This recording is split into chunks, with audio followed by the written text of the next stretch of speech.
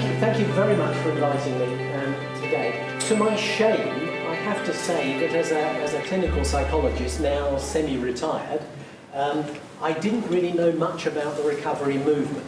And I think I learned sort of 90% of what I've known about the recovery movement over dinner last night, which was an eye-opener to me. And I must say, almost all the things that I heard about it appealed to me very much. I think there are lots of things that I didn't get in my training as a clinical psychologist, and which I don't think clinical psychologists sadly are getting in their training now. So I'm absolutely delighted to be here. As you've kindly said, families have been an interest of mine and my colleagues for a long time. These are, if I get the right button, I think it's that one. Yes, these are some of my colleagues I'd like to acknowledge to start with. There's some from England, Richard, Lorna, Ed, Alex particular, but lots of other people as well, and people from other countries as well, because over the years we've developed collaborations with a number of other countries. Some of them are listed there. And I think between us, we've probably interviewed over 1,000 family members, a lot of them in this country, but a lot elsewhere. So we think between us, we know actually quite a lot now about what it's like for family members where there's a close relative in the family who's been suffering from an addiction problem.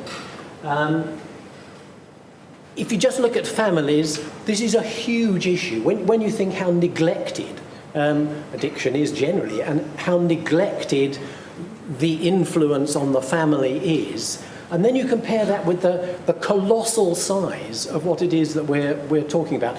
The World Health Organization reckons that there are nearly 100 million people around the world with addiction problems. That doesn't include gambling, which is a particular interest of mine, and I'll mention that once or twice as we go along.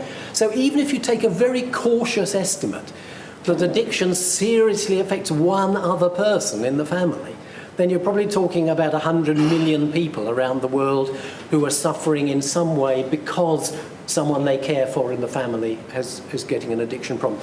And in Britain, that's likely to be perhaps a million people in Britain. And that's a totally neglected group. I mean, it doesn't appear, it doesn't appear on the political landscape. It doesn't appear when people are talking about health and what we should do about health in this country. And of course, that's taking a cautious estimate of one person is affected. Al-Anon, I think, says we think there are at least five people who are affected. Every time there's a problem, 5 other people are affected in the family. I'm taking a rather more cautious estimate and saying people who are very seriously affected, whose health is seriously affected because there's addiction in the family. Let's say it's on average just one person, but let's be cautious about it. That means there's probably 1 million people in Britain. It's a huge problem we're talking about.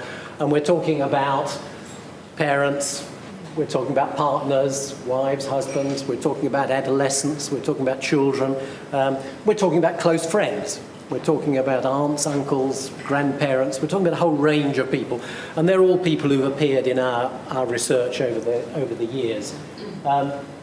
So this is what I want to do in the time allotted to me. I could go on all day, and unless you stop me after half an hour, I probably will go on all day. So I'm expecting a clear signal after half an hour. What I want to do is just say a few words about what we think the impact is on family members. Then I want to talk about a particular method that we've developed for helping family members in their own right, which we call the 5-step method, for no better reason than it has 5 steps in it. It's not a terribly clever title, but that's what it is, the 5-step method.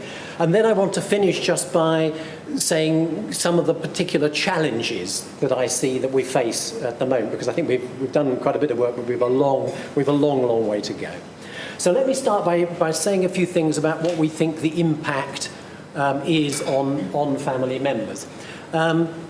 Probably don't want to read all that, but one of the interesting things is to say, what is this like? Is it like anything else? And it's interesting, Anne-Marie, I think you used the word tornado when you're starting. So is it actually something like a natural disaster? Is it like a tornado hitting the family or something? So are family members in a way rather similar to people who've just experiencing tsunami or a tornado or something, or an earthquake or something of the kind. Is it like Alzheimer's disease? Is it like coping with Alzheimer's disease? Well, in some ways it probably is, in other ways not. Is it like extreme poverty? Is it like being in a war zone? Is it like, to use a very current example, are there some similarities with parents whose children unknown to them have been radicalised and have actually gone off without their knowledge to a foreign country to join a movement which the parents don't agree with? So a really loss event. Is it some way similar? Our conclusion is that it's like all of those things, but actually it's unique. There's nothing quite like it. Being a family member where there's addiction in the family. And it's got some of all those things. It has the quality of a very severe stress, but affects all sorts of aspects of family life. It may affect finances very extremely for various reasons. It certainly affects relationships. That's the big one. Relationships tend to go wrong. Communication tends to go wrong. It can affect the family's social life. So it's a multiple set of stressors which affect all aspects, or can affect all aspects of family life.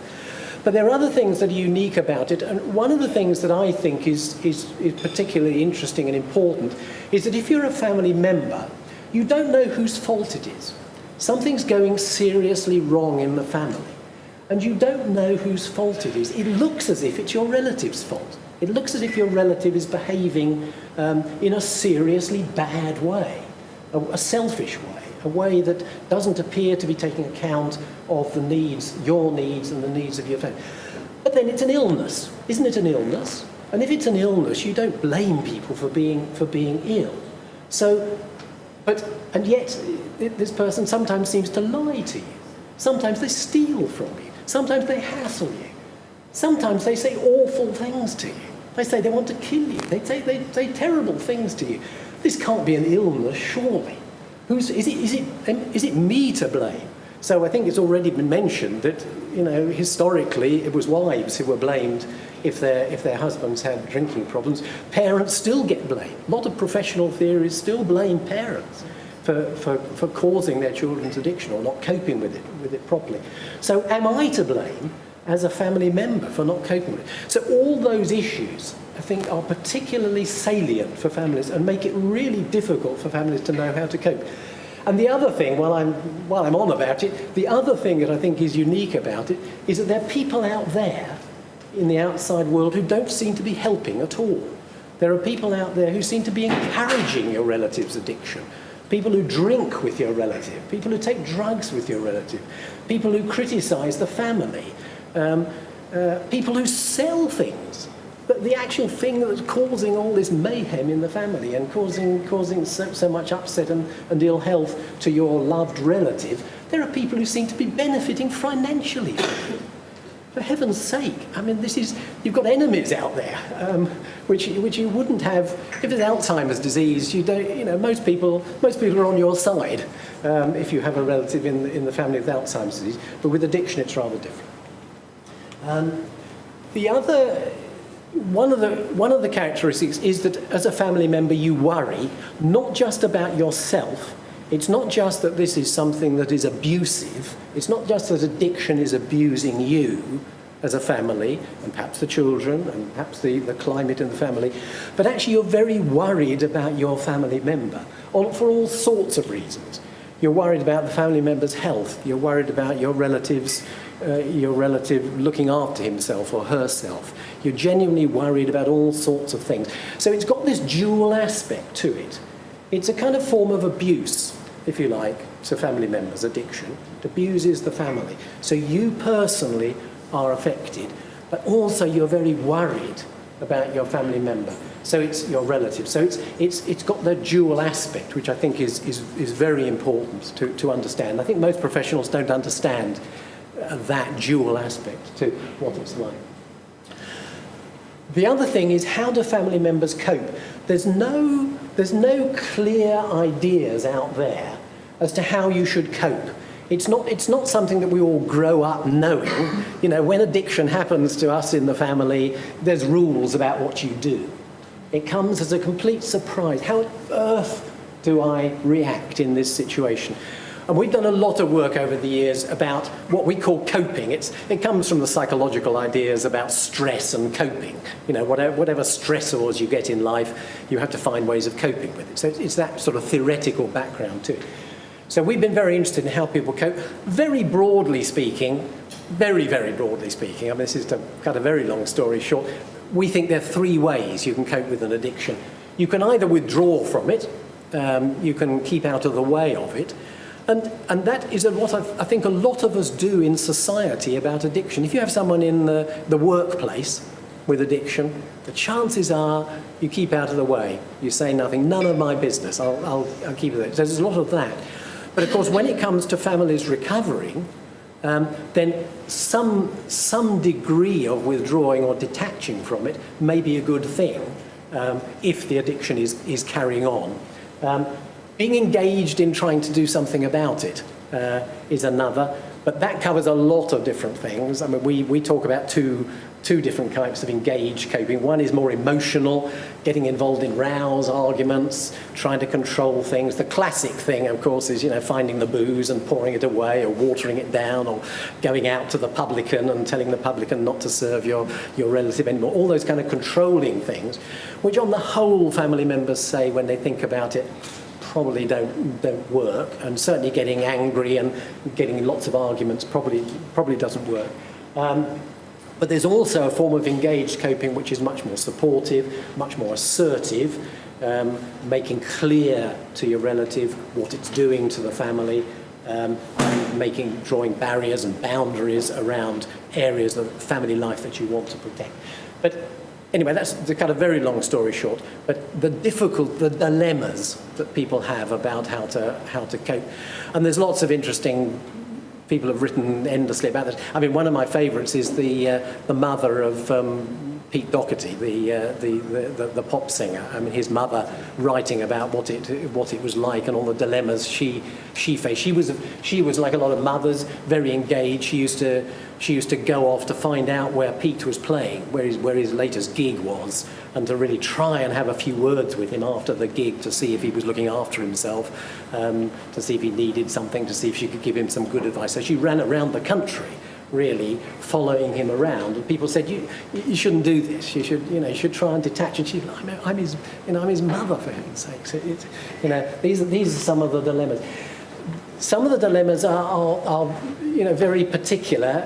This is just one that someone said to us. This was a father of a daughter who was using drugs. So just have a look at that for the moment. It's really the issue of whether you give people money when you know the money is going to be, or you suspect the money is going to be spent on drugs, or your relative needs money because she has spent money in the past on drugs.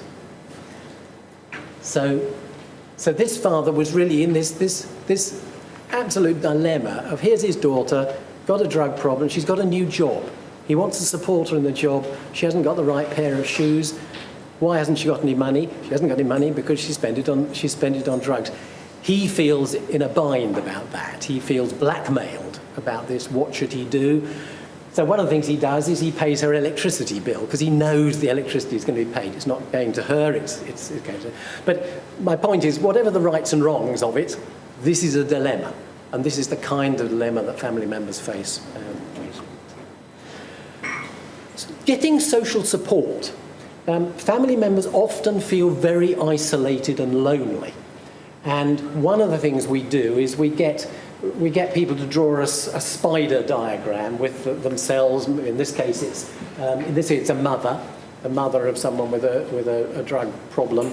She's in the middle of the spider diagram, and we get her to think of all the kind of people who might be supportive of her, all the people who've been supportive in the past, or people who've not been supportive. And this is just one. We've tidied it up. It's a neatened up spider diagram.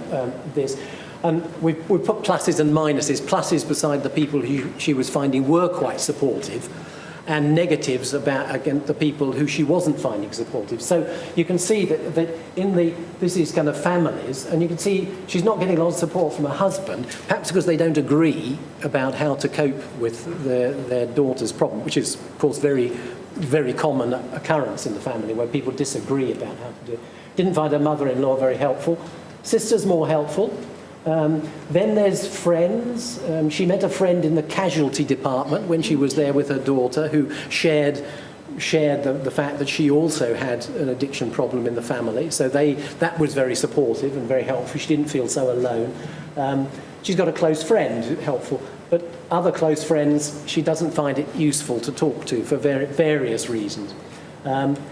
And amongst criminal justice, not very helpful. Social worker, not very helpful. The daughter's social worker, quite helpful. A policeman, interestingly enough, helpful, because in this case, the policeman had kept her informed about where her daughter was. So, there was a kindly policeman here, very supportive. And then, of course, there are all negatives down here, because these are all her daughter's drug-using friends and suppliers and so on. Of course, they're all rather negative. So getting good social support is really problematic for family members. And just oh, God, done the wrong thing there. Oh, okay. Right. We've got there. Some of the forms of coping are things that everybody finds helpful if you're under stress. Emotional support, good information, practical or material help. But a couple of the things that are particularly useful for families where there's addiction in the family is to have people who back up your way of coping. So if you've decided that you're going to be now reasonably firm about it, you're not going to give money when asked. Difficult decision, but you've decided you're not going to give money. It's then very helpful if other people back you up on that and other people don't do something different.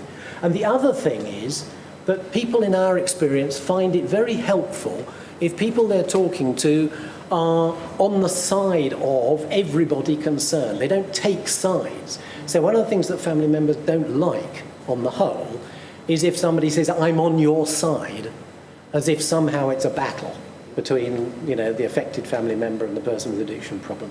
Because the family member, or at least almost all the family members we've talked to, are very concerned about their relative. They're not against their relative, however difficult the situation has been. So people find it very helpful if other people see the whole picture and back up everybody, not just the family member. Needless to say, family members feel all sorts of terrible things. I mean, that's just a list of some of the things family members feel. If you can feel frightened, they can certainly feel alone, they can feel helpless, despairing, and so on. And as a result, the health of family members is poor. And we know that family members are at risk of anxiety and depression. They're at risk of the usual range of physical forms of ill health that people have: dizziness, headaches, irritability, waking up in the middle of the night, not being able to go to sleep, all those kind of things.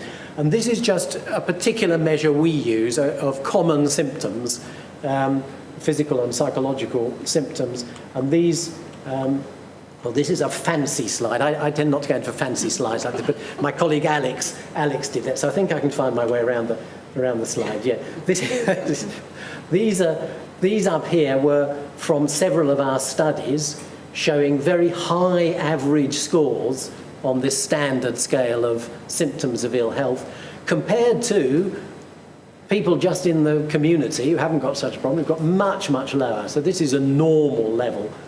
Sometimes people do get headaches and wake in the night and so on, but that's a low average score. And this is people who are patients of psychological services. So these are people who are approaching psychologists and other people because they're anxious or depressed or got problems. So you can see that the family members have got, if anything, even higher scores. So they're very much at risk.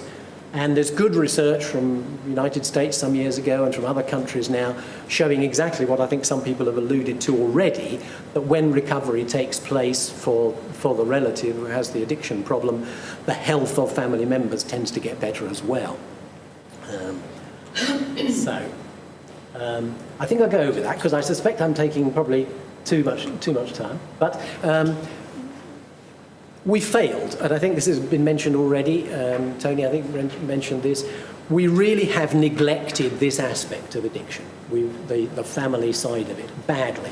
And I think that there are two aspects to that. One is we've failed on a theoretical level, that we don't have, or most professionals don't know about, clear ideas about how to understand the family. They don't understand this stress and coping stuff or some of the things that I've gone through. And in fact, what we've tended to have is rather critical, often pathologizing ideas, going right back to the wives of alcoholics idea that they were probably to blame. But there's lots of modern views also about that. And I think there's some ambiguous models. And I know this is probably treading on some toes, but personally, our group isn't terribly fond of the codependency idea either, because we tend to think that codependency runs the risk of blaming family members for what they're doing. And I know advocates of codependency will probably say that I've got it absolutely wrong, and that's not true. But we think that models on the whole are pathologizing or not clear that they're not pathologizing family members. And the other thing is we've just failed practically. We've failed to include family members. We failed to provide things that family members need.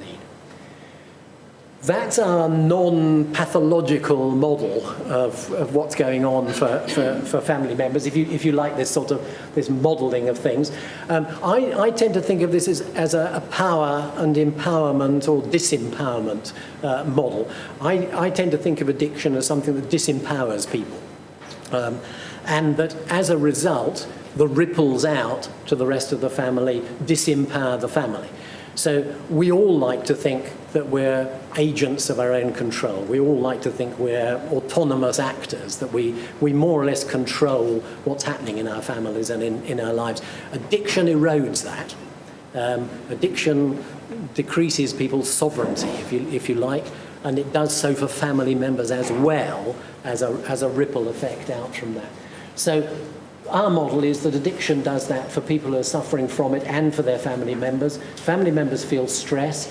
As a result, family members experience ill health, both the adults and the children. And in between are three things that we think are very important. Social support that I've mentioned. If you can get good social support, things are probably better for you. If you cope in ways that you're happy with and seem to be more effective than others, that's a good thing. And if you can get good information, that's a good thing as well. So those are important things.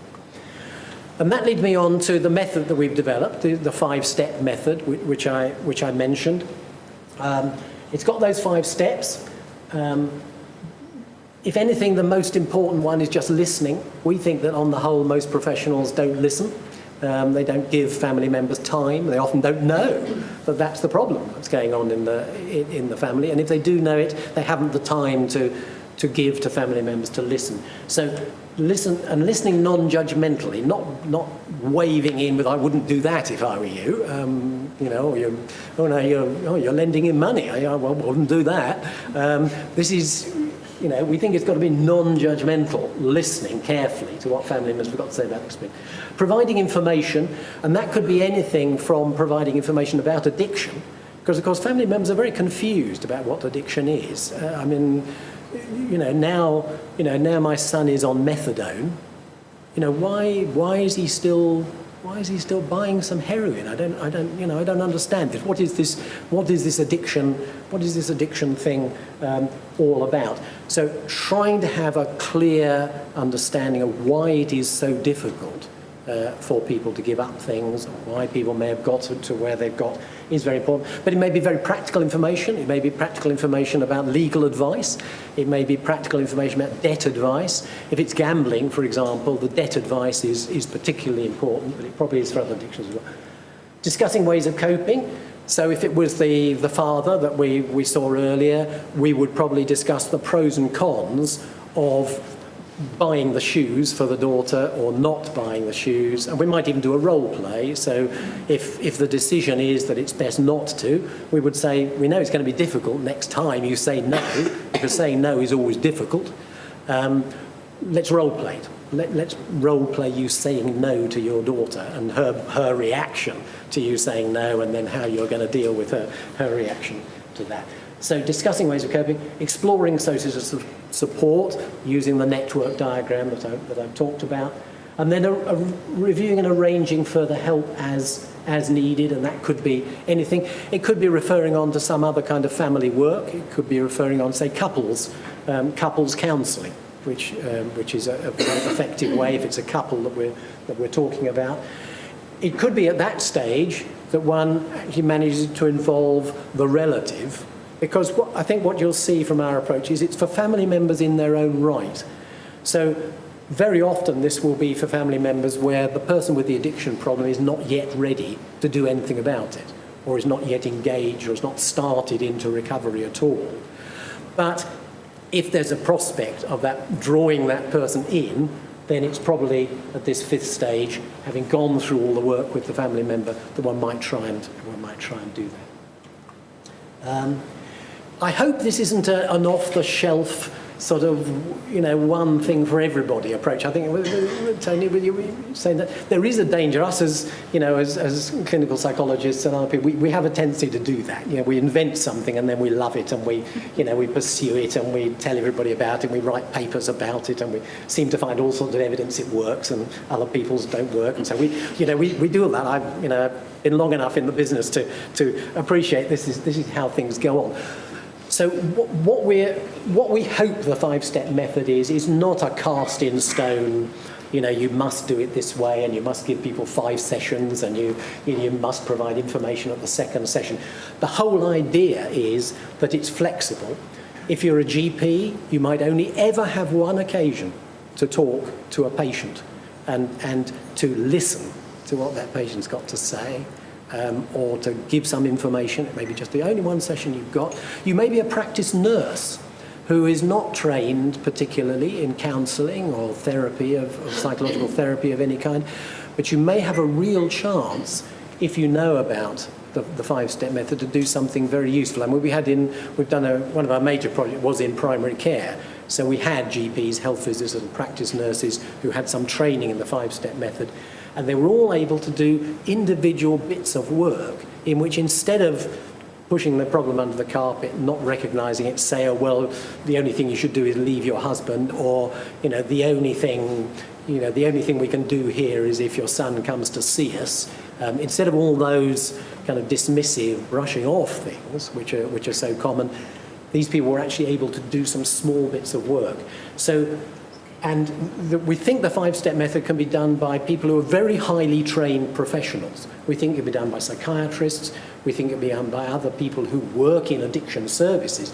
But we also think it can be done by people who are volunteer workers. I suppose the most obvious example is some of our colleagues in Mexico have been doing this five-step work, not just in Mexico City, but out in indigenous non-Spanish speaking people out in the rural areas in Mexico, and they found that it was really a very cost-effective approach because drinking problems there were really quite prevalent.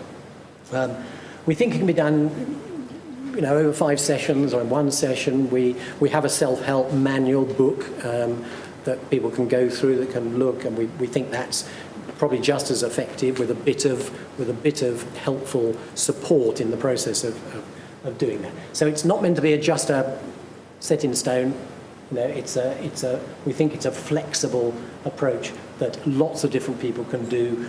In fact, almost anybody who is in a position to meet a family member and do something useful rather than just brush it off or say something unhelpful. There are criteria. We've done more of this work, I think, probably in Ireland than anywhere else. We haven't done enough work of this in England, really. It hasn't been taken up in England in quite the way it has in Ireland. There's a whole network of family support groups organised from a central organisation in Dublin, and we've trained over time. I think there's now 25 accredited five-step workers who go through the criteria for doing each of those 5 steps well, and we listen to tape recordings of sessions, and they become accredited trainers themselves. So I think the latest count was there were 25 accredited 5-step workers in Ireland, and they've seen, I think, between them 500 or thereabouts family members. So in Ireland it's going particularly well. There's a project going on in Goa in India using it as well. So we're doing quite a lot of work in other countries, but not enough in England yet. Does it work? I'm not going to bore you with all the research. If you want to follow it up, we've written bits about the work. We've done a number of studies, alcohol, drugs, and gambling in a number of primary care, specialist, voluntary community settings, looking at pre-post changes, showing that actually family members do benefit in certain ways. And we've done one control trial as well, and you can read all about that stuff if you want to. We use, I just mentioned this in case anyone was interested in using it in your work, but we use a 30-item questionnaire that we give to family members, which we think is very relevant to study before and after changes. It covers all those things, certain aspects of coping and social support, stress and strain. We call it the SQFMAA, which is a bit of mouth. It stands for the short questionnaire for family members affected by addiction, if you want to know. Family members, the results of most of that research is that experiencing this 5-step approach, family members tend to reduce certain kinds of coping, right. What does that mean? Have I had 30 minutes? I've had 30 minutes. Oh, thank you. You said 3. Yes, I heard you. Okay, yeah. Fine. Got the message. Thank you. Good. They reduce certain kinds of coping. The kinds of coping we call tolerant. Being perhaps too tolerant of what's going on, not really confronting it at all. And this engaged emotional, the shouting, the arguing, those tend to go down. And symptoms, the physical and psychological symptoms, which I mentioned earlier, they tend to reduce as well after people have had the 5-step. But practitioners also change. Mostly our experience is that people working in services are really not very family oriented, and that is a great pity, and we're really sorry about that, and it's hard work to get them to be more family oriented, I have to say. But our experience is that when we've trained organisations, and we've done quite a bit with whole organisations, trying to get them to be more family oriented, to see how it's affecting families, to perhaps use the 5-step method, and we find that practitioners do get more confident in working with family members, and they also do start to realise the benefits of working with family members, because often organisations are very dismissive of working with family members. They say family members are going to be a damn nuisance. It's going to be very difficult to work with family members. If I have someone with an addiction problem and their family member in the same room, I'm not going to be able to control this. It's going to get out of hand. There's going to be lots of arguing. It's going to be very difficult. Lots of family members are a bloody nuisance anyway. They tend to undermine all the good work we're doing. I'm parodying it. It's not perhaps not quite as bad as that. But services are often really quite resistant to working with family members. And we find the practitioners really do benefit as a result. These are just, I won't go into that in detail, but those are some of the ways in which we think what family members feel and what they do can be transformed by some work like the 5-step approach. It doesn't have to be the 5-step approach, but anything which takes family members seriously, looks at some of the things I've talked about. People increasingly look at their own lives. They can be increasingly assertive, take a calmer approach, and are more aware of what the addiction problem is doing to them in the family. Those are some of the things family members have said. Just a few examples of things that people say. I've stopped shouting and arguing about it. My wife and I now sit down and talk about our son's problem. I don't keep it a secret anymore. Things like that. Lots of things like that. This is one, thanks to my colleague Lorna Templeton, who's been doing some very interesting work adapting this in Northern Ireland, as a matter of fact, for adolescents. Most of our work has been with adults, but they've been developing it. They call it something slightly different. They call it steps to cope, but it's based on the five steps that I've talked about. And this is just one girl, 14-year-old girl, who said something before. Oh damn. Okay. Right. This is what she said before. Found it very difficult to talk about things, blocking things out, hard to trust people. And then afterwards she finds she can talk to people much more, not avoiding her problems. And she says, I think the booklet is the main reason. That's the adaptation they did for adolescents of our self-help, our 5-step self-help method. Right, okay, I just want to finish, as I said I would, with by talking about what I see as 2 challenges now. I mean, I think we've done a lot of work and we've written a lot of stuff, and I think we and other people have made quite a bit of progress. But I'm still frustrated, and I'm at the stage in my career where I haven't got decades left. Really, I want to see some more progress made in the few years that I've got. And there are 2 things that I'm particularly frustrated about. One is that I don't think we're reaching enough family members. I mean, if there's 1 million family members at least in the United Kingdom who are experiencing these sort of things, we're reaching a tiny number of them. And how can we reach people? That's the first thing.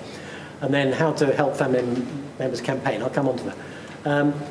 So reaching affected family members, should we be doing this by working through agencies? And I think I've already mentioned some of the frustrations of doing that. We've worked really hard with agencies, organisations, to get them to be more family oriented, and it's not easy. And you can change things a bit, but it's very difficult to make an organisation that is already not very family oriented to convert it and to become family oriented. It's really quite difficult. Should one raise awareness in non-specialist organisations like primary care? Our experience in primary care has been sort of good and bad. One project we did that I mentioned earlier with health visitors and GPs, practice nurses, that was volunteers from all over Birmingham. So we got, I think, 150 volunteers, but I mean, there are thousands of primary healthcare workers in Birmingham, and we got about 150 of them involved, and they were very good, and they did some interesting work, and we thought that was very effective. But when we tried to go into whole practices and say, right, we want everybody in this practice, every GP in this practice, every health visitor in this practice, every practice nurse to be doing the things we're talking about, we found that was really very, very difficult and almost impossible to get a whole practice to take this work on board. So I think that's very difficult. Should we be using methods, e-health? Everybody's talking about e-health. Should we have an app?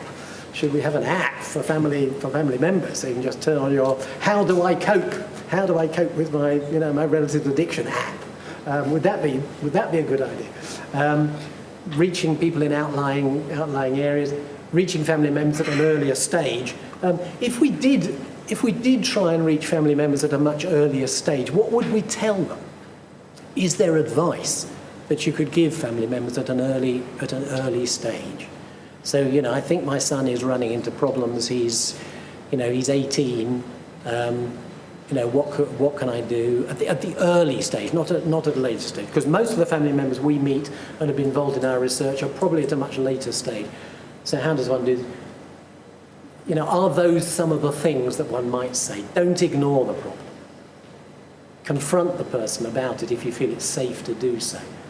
Don't use emotional engaged coping. Be assertive if you feel you can. Talk to other people. Get professionals involved if you think you can. The big message is don't ignore it, I think, would be the thing. But is that right? I mean, we honestly don't know. We know the 5-step method works with people who are at a much later stage. Would that work if you tried to say that to people, or would it just get people into trouble? If people start to tell their relatives, that they're messing up the family already, and they're in danger and they shouldn't be taking drugs, and so will that put people in danger? Would it do any good at all? Would it drive people away? We just don't know. So these are questions. These are question marks. Are those the kind of messages? And then finally, just to finish up with, I believe very strongly that family members are a voiceless group. Their voices are not heard. And if there are 1 million of them in the UK, then they could be a very, very effective constituency for putting pressure on politicians, putting pressure on local services, putting pressures on the health service to do things better. But they're not. At the moment, they're, where are they, these million? Where are they? Who are they?